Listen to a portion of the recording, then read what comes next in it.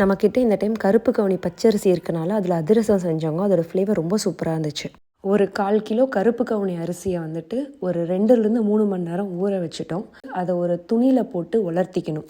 நல்லா உலர்ந்ததுக்கப்புறம் மிக்ஸி ஜாரில் போட்டு அதிரசத்துக்கு பவுட்ரு பண்ணுற மாதிரி நல்லா பவுட்ரு பண்ணிக்கணுங்க. நீங்கள் அப்படி தொட்டு பார்த்தீங்கன்னா நல்லா மாவு மாதிரி இருக்கணும். நாங்கள் இதுக்கு கருப்பட்டி இல்லைன்னா உருண்டை வெல்லம் போடுவோம். இன்றைக்கி வந்து உருண்டை வெல்லம் பாகு தான் காய்ச்சி வச்சுருக்கோம். இப்போ 1/4 கிலோ அரிசி எடுத்துக்கிட்டோன்னா 1/4 கிலோ உருண்டை வெல்லம் வந்து எடுத்துக்கணுங்க. அந்த உருண்டை வெல்லத்தை வந்து தண்ணி ஊற்றி கரைச்சி பாகு மாதிரி பண்ணிக்கணும். அது கூட வந்து ஏலக்காய் தூள், கொஞ்சமாக சுக்கு ஆட் பண்ணிக்கணும். இந்த பாகு வந்து நல்லா திக்காக கம்பி பதத்துக்கு வரக்கூடாது. நல்லா வந்து கொஞ்சம் வாட்டரியாக தான் இருக்கணும். இது வந்து நல்லா சூடாக இருக்கும் போதே அரைச்சி வச்சுருக்க அந்த அரிசி மாவோடு சேர்ந்து கலக்க ஆரம்பிக்கணுங்க. ஸ்பூன் யூஸ் பண்ணிக்கோங்க, இல்லைன்னா கை சுடும். இப்படி நல்லா மாவு மாதிரி பிசைஞ்சிட்டு ஒரு ஏர்டைட் கண்டெய்னரில் போட்டு நீங்கள் ஒரு 2 நாள் 3 நாள் இல்லை 4 நாள் வரைக்குமே ஊற வைக்கணும். இப்போ 2வது நாள் 3வது நாள் பார்த்தீங்கன்னா கொஞ்சம் வரன்னு இருக்குது அப்படின்னா இன்னும் கொஞ்சம் பாகு ஊற்றி திரும்பி பிசைஞ்சு வைக்கணுங்க. ஊற ஊற இதோட டேஸ்ட் ரொம்ப நல்லாயிருக்கும்.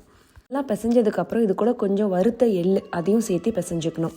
அப்புறம் நல்லா குட்டி குட்டி உருண்டையாக பிடிச்சி வச்சுக்கிட்டு அதை தட்டி தட்டி நம்ம காஞ்ச எண்ணெயில் போட்டு எடுக்கணுங்க. இது ரொம்ப நல்லா உப்பியே வந்துச்சு. இன்னும் சொல்லப்போனால் இது எண்ணெய் குடிக்கவே இல்லைங்க. பொதுவாக அதிரசம் செய்யும் போது வறுத்ததுக்கப்புறம் எடுத்து கரண்டி வச்சு புளிஞ்சோன்னா நிறைய எண்ணெய் கொட்டும். இதில் அந்த மாதிரி எண்ணெய் கொட்டவே இல்லை. அதிரசம் ரெடிங்க. இது இன்னும் 2 நாள் 3 நாள் கழித்து போய் சாப்பிட்டோன்னா தான் ரொம்ப நல்லாயிருக்கும்.